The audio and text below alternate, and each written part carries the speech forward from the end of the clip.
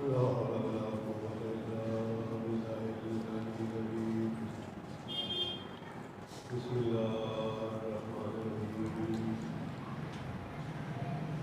الحمد لله رب العالمين، والصلاة والسلام على أشرف الأنبياء والمرسلين، وسيدنا ونبينا وشفيعنا أبي القاسم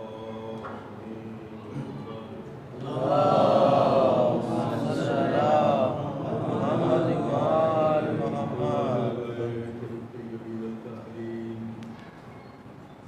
ولعنة الله على أعدائهم أجمعين. أما بعد فقد قال الله سبحانه وتعالى وقول الحق. بسم الله الرحمن الرحيم. فضل الله المجاهدين على القاعدين أجرا عظيما. صلوات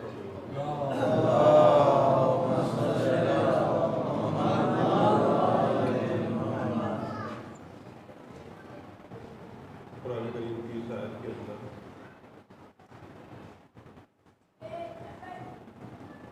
اس حقیقت کا اعلان ہوا، اس حقیقت کو بتایا گیا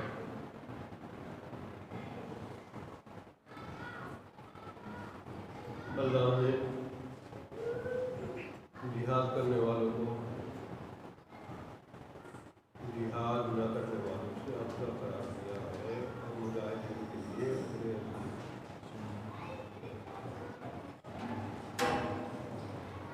ترجمہ پھر سماعت فرما لیں۔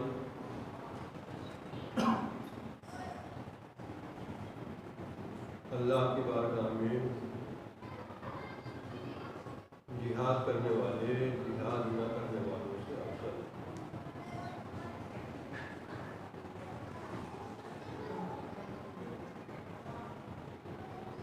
اس آیت میں انسان کے لیے بڑی عزت جہاد کو بتایا گیا۔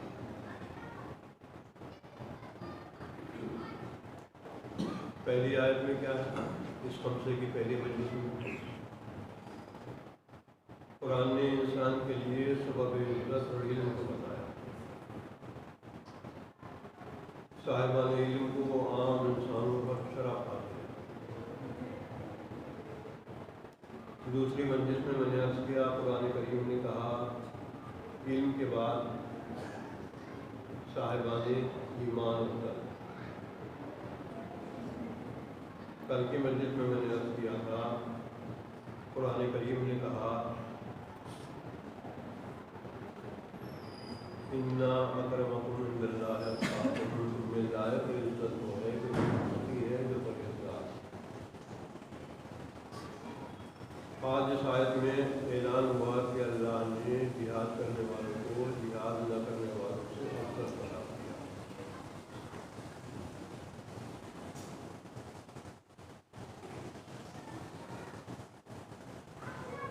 کسی کہنے والے نے امام کی بارگاہ میں عرض کیا تو اس امام کی بارگاہ میں میرے امام، آپ واقعہ کربلا کے بعد حج کے لیے ہر سال تشریف لے جاتے ہیں، لیکن واقعہ کربلا کے بعد آپ میدان جہاد میں تلوار لے کر نہیں آتے، جبکہ اللہ نے اعلان کیا ہے کہ ہم نے جہاد کرنے والوں کو افضل قرار دیا۔ ہم نے مجاہدین کے جان و مال کو جنت کے بدلے خرید کر دیا۔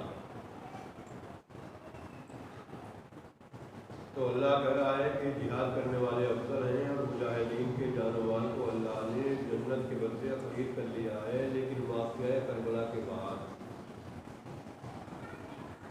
آپ حج کے لیے ہر سال تشریف لے جاتے ہیں، لیکن شمشیر بقف ہو کر میدان جہاد میں نہیں آتے۔ یہ ذرا جسارت دیکھیے، گستاخی دیکھیے۔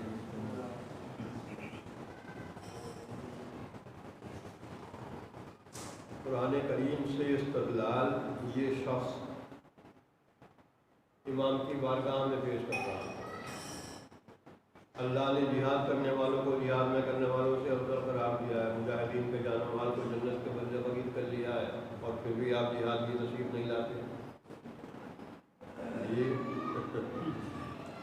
اس کے سامنے دلیل پیش کر رہا تھا جسے اللہ نے معلم قرآن بنا کر بھیجا ہے۔ صلوات بولتے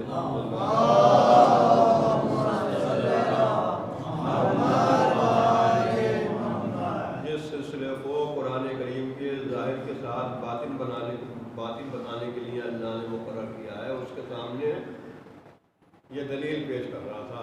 آپ جہاد کے لیے کیوں نہیں نکلتے؟ آپ حج کے لیے ہر سال جاتے ہیں وہاں کربلا کے بعد، جبکہ اللہ نے کہا ہے کہ میں نے جہاد کرنے والوں کے جان و مال کو جنت کے بدلے خرید کر لیا۔ امام نے کہا ذرا اس کے بعد والی آیت پڑھ، یہاں رکتا کیوں ہے؟ اس کے بعد والی آیت تو پڑھ، جس آیت میں اللہ نے یہ اعلان کیا ہے کہ ہم نے جہاد کرنے والوں کو جہاد نہ کرنے والوں سے افضل قرار دیا ہے، مجاہدین کے جان و مال کو جنت کے بدلے خرید کر لیا ہے۔ ذرا اس کے بعد والی آیت پڑھ، یہاں رک مت۔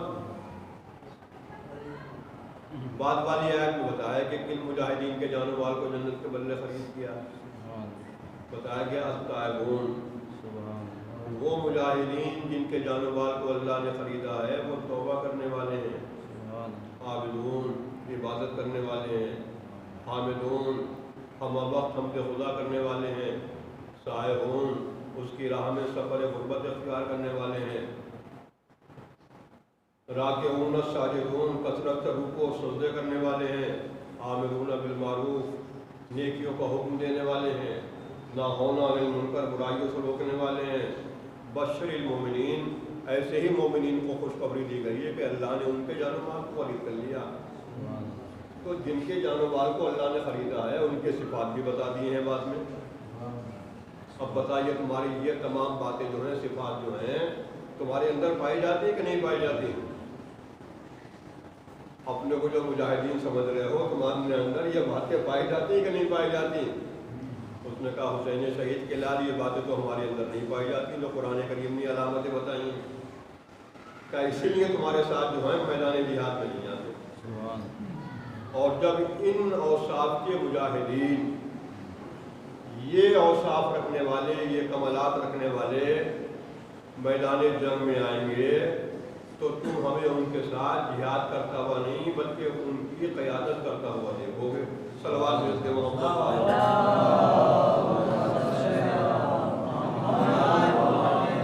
ان کے ساتھ شرکت کرتا ہوا نہیں بلکہ ایسے مجاہدین کی قیادت و امامت کرتا ہوا دیکھو گے۔ دوسروں کو مسلمان بنانے والوں پہلے اپنے کو دوسرے کا مسلمان بنا دو۔ صلوات ملتے محمد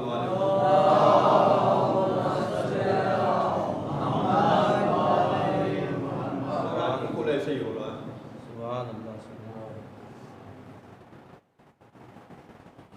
صادق علیہ محمد اپنے جب بھی کسی شاگرد کو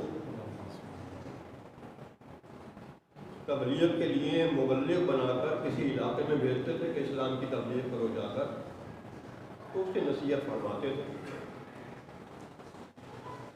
نصیحت یہ فرماتے تھے کہ دیکھو ہم تمہیں فلاں علاقے میں تبلیغ کے لیے بھیج رہے ہیں، اسلام کی تبلیغ کے لیے ارشاد کے لیے، لیکن تم اسلام کو زبان سے کم عمل سے زیادہ پھیلانا۔ صلوات ملتے محمد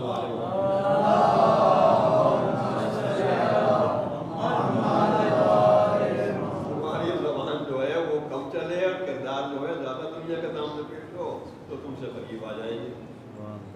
اسی لیے تیسرے مقام پر امام نے فرمایا اپنے چاہنے والوں سے ہمارے چاہنے والوں دوسرے مذاہب کے سامنے ہمارے فضائل بعد میں پیش کرنا، ہمارے چاہنے والوں دوسرے عقیدے کے لوگوں کے سامنے دوسرے مذاہب کے سامنے ہمارے فضائل بعد میں پیش کرنا، پہلے ہمارے ارشادات اور ہماری حدیثیں پیش کرو۔ جب ہمارے ارشادات فرمودات کو دیکھیں گے تو خود سوچیں گے وہ ہم سے قریب آ جائیں گے کہ اتنا اچھا پیغام دینے والا کون ہے۔ صلوات بھیجتے محمد والے محمد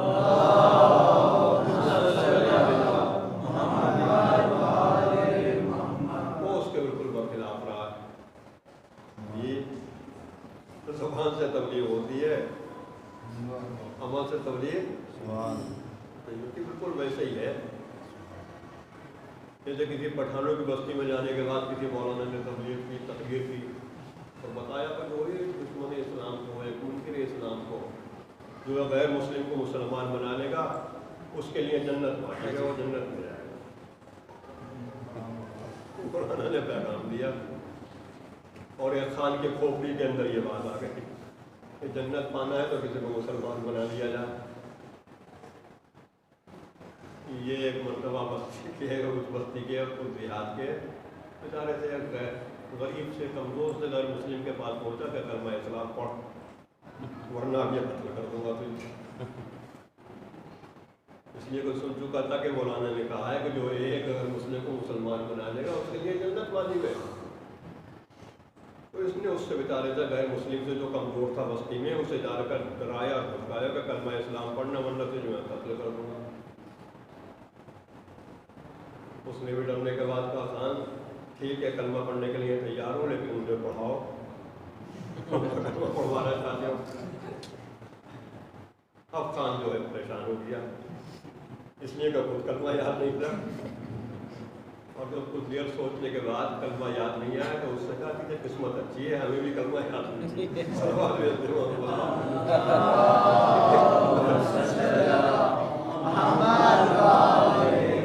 ऐसे ही आज मुसलमान है कि इस्लाम की पूरी मार्फत नहीं है, दूसरों को मुसलमान बनाने की कोशिश किया। सल्लल्लाहु अलैहि वसल्लम।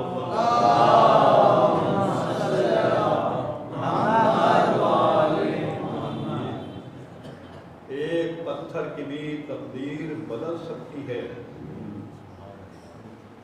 एक पत्थर की भी तकदीर बदल सकती है। शर्त यह है कि सलीके से तराशा जाए। सल्लल्लाहु अलैहि मोहम्मद वाले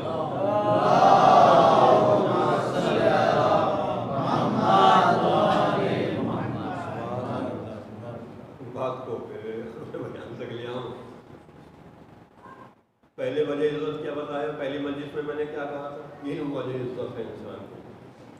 दूसरी मजलिस में ईमान वजह इज्जत है, सबब इज्जत है। तीसरी मजलिस में तक़वा सबब इज्जत है और इस चौथी मजलिस में सबब इज्जत क्या बताया कुरान ने, जिहाद सबब इज्जत। ये बिल्कुल तरतीब कुरान करीम की मुताबिक है, वाक़या है। पहले इल्म, उसके बाद ईमान, उसके बाद तक़वा और उसके बाद जिहाद। ये मुताबिक है हकीकत इसलिए कि जब इंसान का इल्म मंजिल कमाल को पहुंचता है तो इंसान साहिब ईमान बनता है। जब इंसान का ईमान मंजिल कमाल को पहुंचता है तो इंसान मुत्तकी बनता है और जब इंसान का तक़वा मंजिल कमाल को पहुंच जाता है तो अब इस्लाम मुतालबा करता है अगर खुद नेक बन गए हो तो इस नेकी को दूसरों तक पहुंचा दो, इसी का नाम जिहाद है। सल्लल्लाहु अलैहि मोहम्मद वाले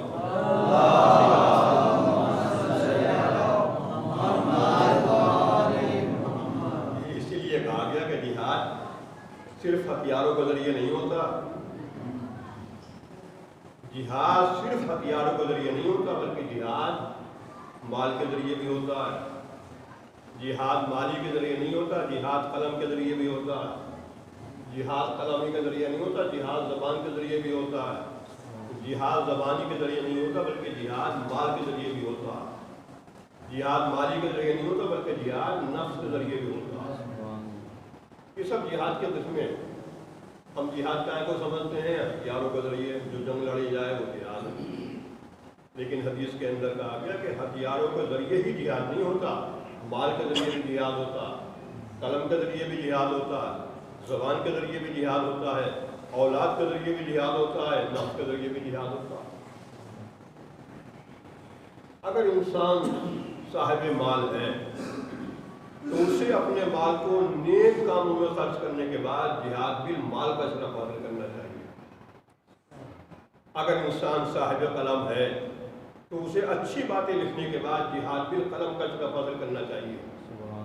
अगर इंसान साहिब ज़बान है तो उसे अच्छी तकरीरें, अच्छी बातें दूसरों तक पहुंचाने के बाद जिहाद पे लिसान का शरफ हासिल करना चाहिए।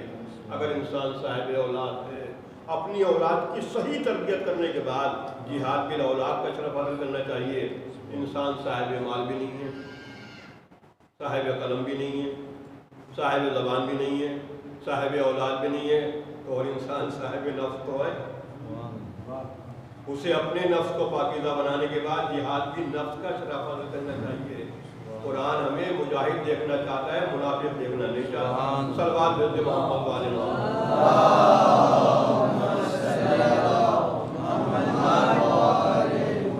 और जो अपने नफ्स को पाकीज़ा बना लेता, जो अपने नफ्स को अच्छा बना लेता है, जो अपने बातिन की इस्लाह कर लेता,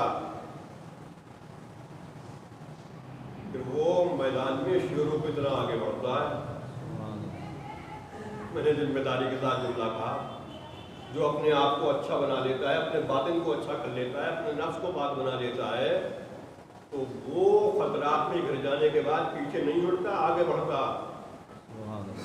और जो अपने नफ्स को पाकीज़ा नहीं बना पाता, वो जाने वाले को कहकर रोकता है, अली आप इसके मुकाबले पर न जाएं। ये सलावत मोहम्मद वाले जाने वाले को कहकर रोकता है कि इसके मुकाबले पर न जाएं। ये अमर है, 1000 सिपाहियों से तन्हा लड़ लेता है, इसके मुकाबले पर अली ना जाएं। ये नौजवानों को जहन पहुंचे कि नहीं पहुंचे, भाई जंगे खंदक के अंदर अमर आया। अब मुसलमानों जन्नत चाहते हो, मेरे मुकाबले पर आ जाओ। अमर ने आने के बाद मैदान में कहा, मुसलमानों जन्नत चाहिए, जन्नत के लिए आए हो तो जन्नत में तुम्हें देने के आए हैं, मेरे मुकाबले पर आ जाओ। मुझे कत्ल कर दोगे, गाजी कहलाओगे, तब भी जन्नत मिल जाएगी। मेरी तलवार से कत्ल हो जाओगे, शहीद हो जाओगे, तब भी जन्नत मिल जाएगी। जन्नत लेने आ गया, आ जाओ जन्नत लेने के लिए आओ। ये कोई जाने को तैयार नहीं था। अगर कोई जाने को तैयार था तो रुकने वाले रुक रहे थे, अली इसके मुकाबले पर न जाए आप। ये 1000 सिपाहियों से लड़ रहे था। अली उठे, नबी ने कहा अली बैठ जाओ। फिर कहा कौन इसके मुकाबले पर जाने को तैयार है अमर के। फिर मौलाए कायनात उठे, फिर नबी ने कहा अली बैठ जाओ। फिर पूरे लश्कर से कहा कौन अमर के मुकाबले पर जाने को तैयार है। फिर मौलाए कायनात उठे, या रसूलुल्लाह मैं जाने को तैयार। इंसाफ से बताएं, क्या इस पूरी कायनात के अंदर अली से बढ़कर कोई नबी का इताअत करने वाला था? कोई हो रहा है अली से बढ़कर जिसने नबी की इताअत की हो? पूरी तारीख इस्लाम के अंदर मौलाए कायनात से बढ़कर किसी ने नबी की इताअत नहीं की। नबी ने कहा कौन मुकाबले पर जाएगा। मौलाए कायनात उठे, या रसूलुल्लाह मैं जाने को तैयार हूँ। नबी ने कहा बैठ जाओ। फिर लश्कर से कहा कौन जाने को तैयार है। फिर कौन उठा, फिर इमाम उठे, नबी ने कहा अली बैठ जाओ। फिर पूरे लश्कर से कहा कौन मुकाबले पर जाने को तैयार है। फिर अली उठे। मैंने कहा अली से बढ़कर कोई नबी का इताअत गुज़ार पूरे आलम इस्लाम में नहीं हुआ, ना हो सकता। तो पहली मरतबा बिठा दिया था अली बैठ जाओ, दूसरी बार नहीं उठना चाहिए था। दूसरी मरतबा नबी ने बिठा दिया था अली बैठ जाओ, तो तीसरी बार नहीं उठना चाहिए था। ये बार बार सुन भी लिया करें, सोच भी लिया करें। बार बार नबी बिठा रहे थे अली बैठ जाओ। पहली मरतबा उठ गए थे, दूसरी मरतबा नहीं उठना चाहिए था। दूसरी मरतबा उठ गए थे, तीसरी बार नहीं उठना चाहिए था। इसलिए कि नबी बिठा रहे थे अली बैठ जाओ। तो ये जब नबी बार बार बिठा रहे थे अली बैठ जाओ, तो अली बार बार उठते क्यों थे? भाई नबी अली से बढ़कर कोई नबी का हुक्म मानने वाला नहीं था, ना हुआ है ना होगा। तो जब बार बार बिठा रहे थे नबी कि अली बैठ जाओ, तो इमाम बार बार उठते क्यों थे? बात गौर तलब है कि नहीं है? ये तो बस ये तो याद रखें। अली उठते थे नुसरत इस्लाम के जज्बे के तौर पर। अली बैठते थे हुक्म रसूल की तालीम की बिना पर। अली का उठना भी लायक तारीफ है, अली का बैठना भी लायक तारीफ है। सल्लल्लाहु अलैहि मोहम्मद वाले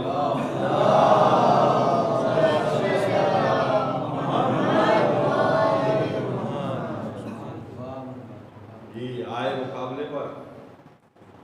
अमर ने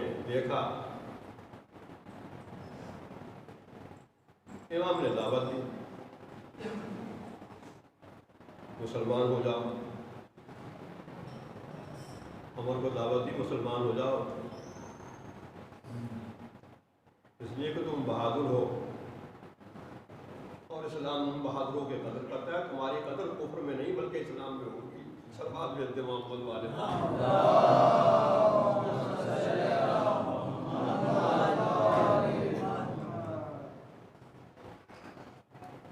کہا اگر مجھے واپس ہونا ہوتا تو میدان میں آتا ہی کیوں؟ کہا تو پھر کلمہ اسلام پڑھ لو، مسلمان ہو جا۔ پھر اس کے بعد آپ نے فرمایا میدانی جنگ سے چلے جا، عمر سے کہا میدانی جنگ سے چلا جا، تمہارا دین تمہارے لیے، ہمارے دین ہم جیو اور دینوں دیکھو اصول پر عمل کرتے ہیں، خود بھی زندہ رہو ہمیں بھی زندہ رہنے دو، میدانی جنگ سے چلے جا۔ اس نے کہا جانے کے لیے آیا ہو تو پھر آتے ہی کیوں؟ میں بغیر سواری کے آیا ہوں، تو بھی گھوڑے سے نیچے آ جا۔ گھوڑے سے نیچے آیا، کہا حملہ کر۔ امام نے کبھی جنگ میں پہل نہیں کی، اس سے کہا حملہ کر، اس نے حملہ کیا۔ اور یہ آپ مذاقی جن سے سنتے رہتے ہیں کہ کم سے کم 70 بار عمر نے کیے امام کے اوپر، کتنے؟ 70 بار کر جب وہ کر چکا تو امام نے ایک بار کیا اور اس کا کام تمام کر دیا۔ تو یہ اسے موقع دیا ہے، قتل ہوا اور قتل کے بعد فتح کی خبر بھائی کو ملی اور سلمان نے کہا اللہ کے رسول بھائی کی فتح مبارک، کہا سلمان تمہیں جنت مبارک، یہ خوشخبری تھی۔ اور اس کے بعد اب مجالس میں نکلتے مسائل کو مربوط کر رہا ہوں۔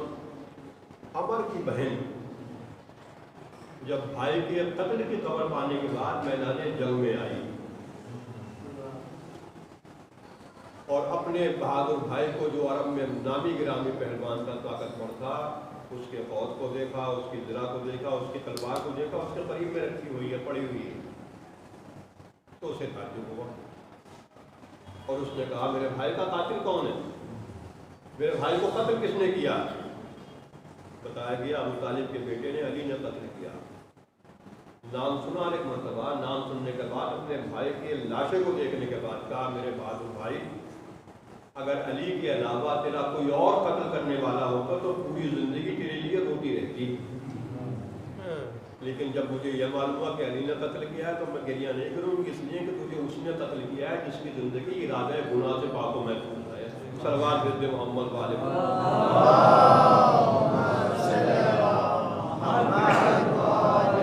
نے بات دیا۔ اگر بہن نے اپنے بھائی کے لاشے کو سلامتی کے ساتھ دیکھ لیا، اس کے لاشے پر لباس بھی دیکھا، اس کے ہتھیاروں کو بھی دیکھا، تو بہن کے دل کو سکون ہوا۔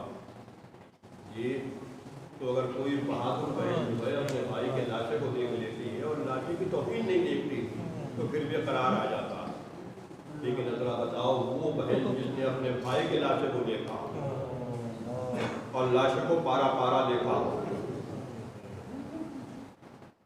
تن کے اوپر سب نہیں دیکھا، وہ بہن کتنا گریہ کرے، وہ بہن اپنے بھائی کے لیے کتنا روئے۔ لیکن عزیزو یہ دنیا کی واحد بہن ہے جو میدان کربلا کے بعد کبھی اپنے بیٹوں کے لیے گریہ نہیں کیا، جب روئی بھائی کے لیے روئی، جب گریہ کیا بھائی کے لیے گریہ کیا۔ اور بیعت سے چھوٹنے کے بعد جب مدینے آ گئی اور اپنے گھر کے اندر آئی، زینب گھر کے اندر آئی اور گھر میں آنے کے بعد اونو محمد یاد آئے، تو ایک مرتبہ خاک پہ بیٹھی اور بیٹوں کے لیے رونا شروع کیا، یہ میرے نور نظر ہے، میرے جگر کے ٹکڑوں میں تمہیں کیسے بھول جاؤں۔ آپ خاک پہ بیٹھی ہوئی گریہ کر رہے کہ جناب عبداللہ داخل خانہ ہوئے، دیکھا کوئی بی بی ہے جس کے سر کے بال سفید ہیں، خاک پہ بیٹھی ہوئی ہے رو رہی ہے اور اپنے بیٹوں کو یاد کر کے روتی جاتی ہے. تو جناب عبداللہ رکے اور رکنے کے بعد کہا بی جب سے کربلا میں حسین شہید ہوئے ہمارے گھروں میں حسین کا غم منایا جاتا ہے. اگر رونا ہے تو اپنے بیٹوں کو مت رو، فاطمہ زہرا کے لال کا ماتم پر ہمارے گھر میں شہادت حسین کے بعد بس حسین کے لیے رویا جاتا. جیسے ہی عبداللہ نے جملہ کہا جناب بی بی زینب کا جو ہے لفظ کہا چہرے سے بال اٹھائے کہا عبداللہ یہ انقلاب زمانہ ہے کہ تم نے بھی اپنی زینب کو نہیں پہچانا. جب گھر کے اندر آئے تو مجھے بیٹے یاد آئے، مجھے اپنے بچے